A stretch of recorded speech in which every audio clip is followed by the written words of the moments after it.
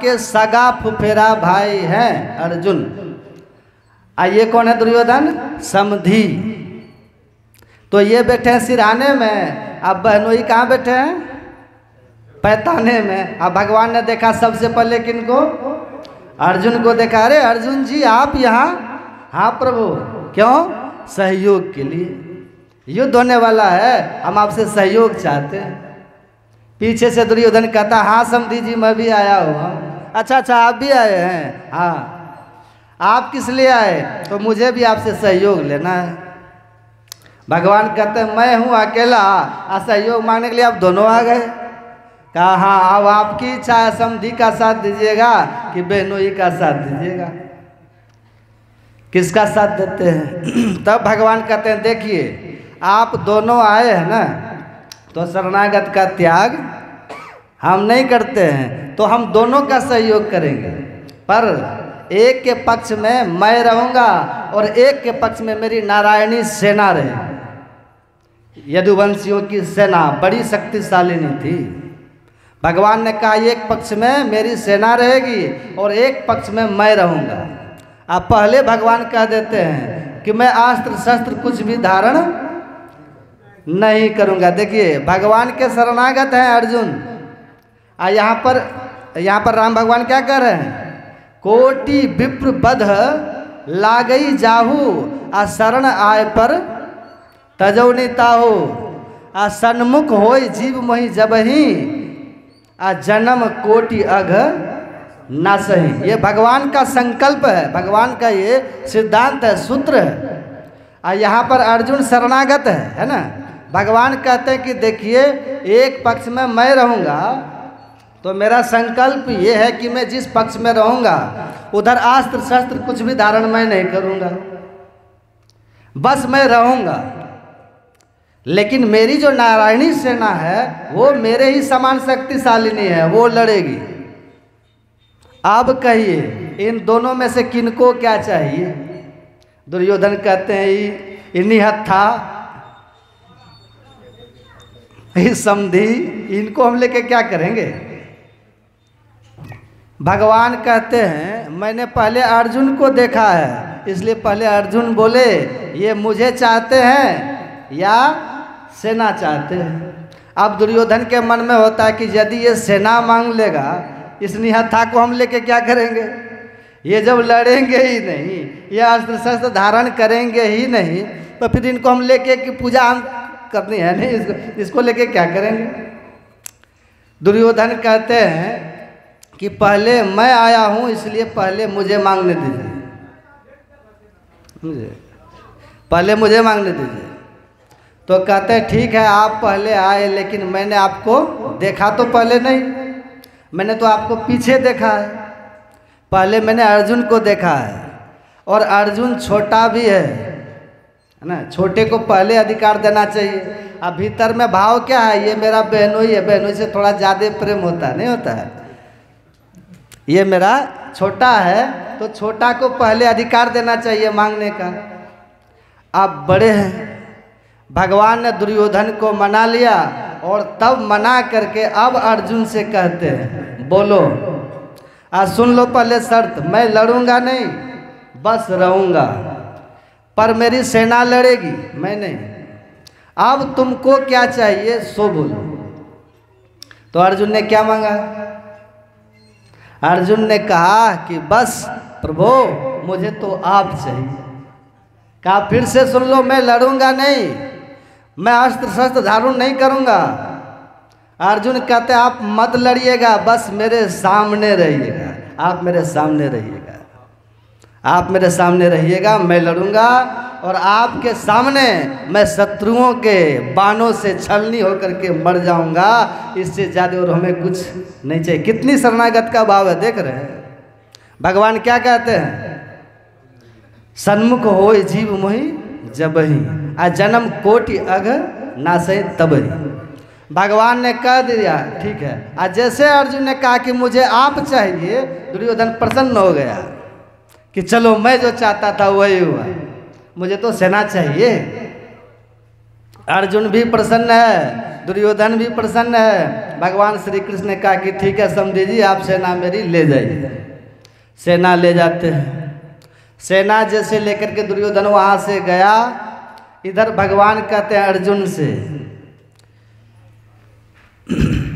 भगवान कहते हैं अर्जुन भूल तुमसे हो गई, तूने गलती कर दी, भूल तुमसे हो गई, अब निधि रहेगा उदास।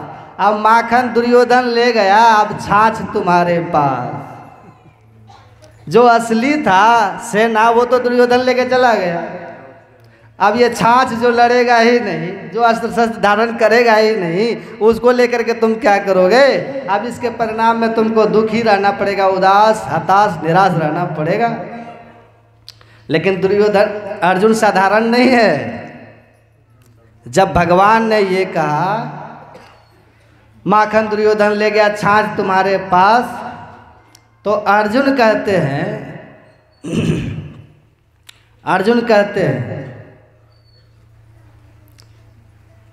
मुझसे भूल हुई नहीं, अब भक्त नहीं होत उदास।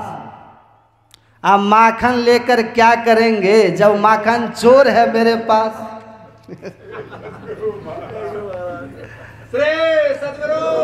भले वो माखन लेके चला गया, पर माखन चोर तो मेरे ही पास है। कितनी शरणागत है, देख रहे हैं।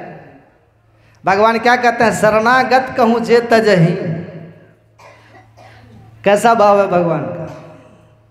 और अर्जुन से बड़ा शरणागत कोई हो सकता है? समझिए, सब कुछ ये जान रहे हैं कि ये अस्त्र शस्त्र धारण नहीं करेंगे, लेकिन कितना समर्पण का भाव है, कितनी शरणागति का भाव है। सब कुछ जानबूझ करके भी अर्जुन केवल और केवल भगवान को मांग रहे हैं। अब भगवान स्वीकार भी कर लिए। और आपने सुना ना, महाभारत के पूर्व संध्या पर भगवान ने अर्जुन को गीता का उपदेश भी दिया है।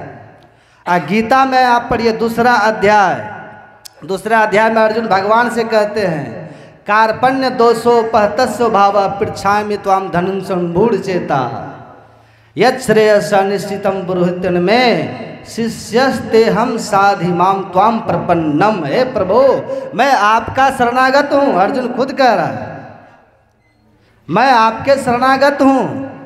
क्या उचित है, क्या अनुचित है, क्या श्रेय है, क्या प्रेय है, क्या हेय है, आप कृपा करके मुझे बतलाइए। मैं आपका शरणागत हूँ। यहाँ कह भी रहे हैं, बोल भी रहे हैं, और वहाँ पर अर्जुन ने अपने व्यवहार से दिखला भी दिया है।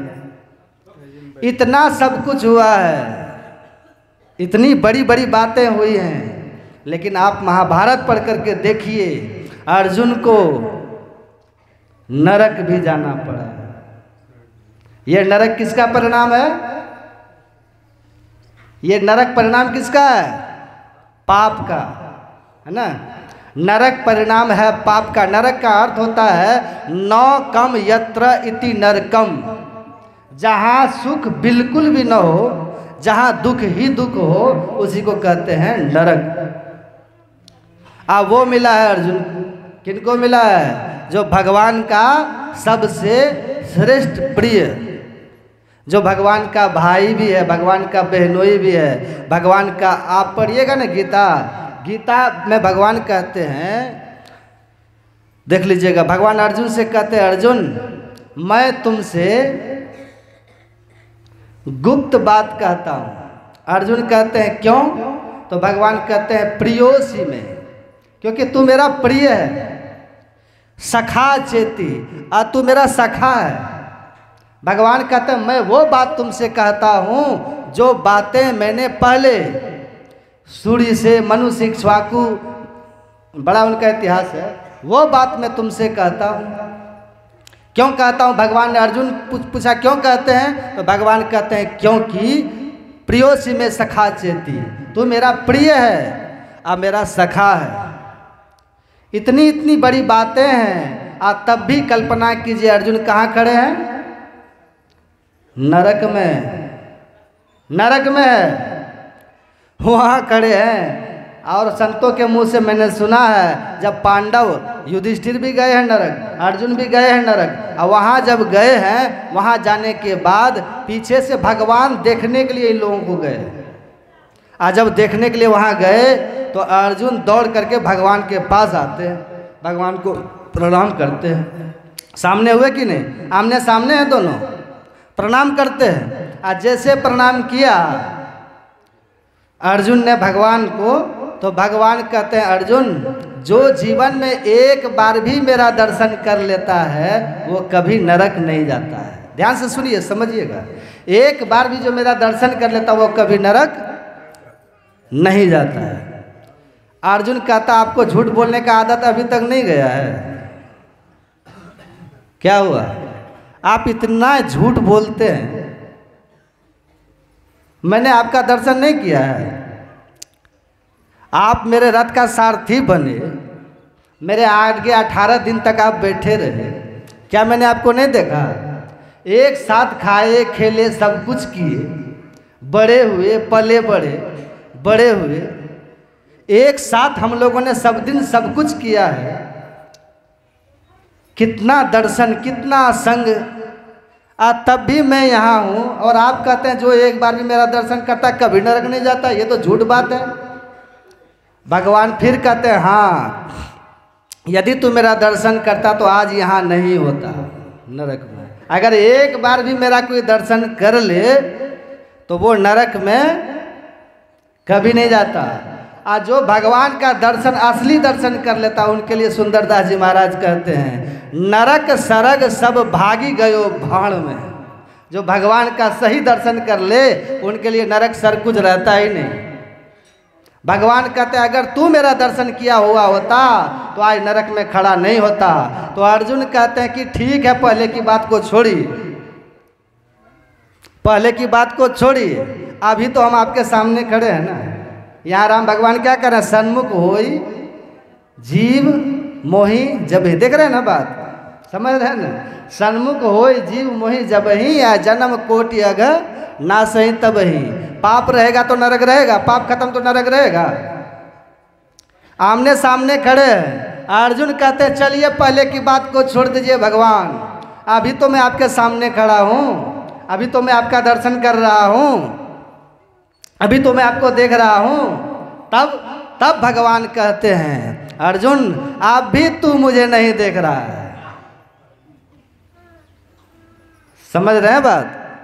अब भी तू मुझे नहीं देख रहा है। आज जो तू देख रहा है ना वो मैं हूँ ही नहीं, वो मेरा शरीर है।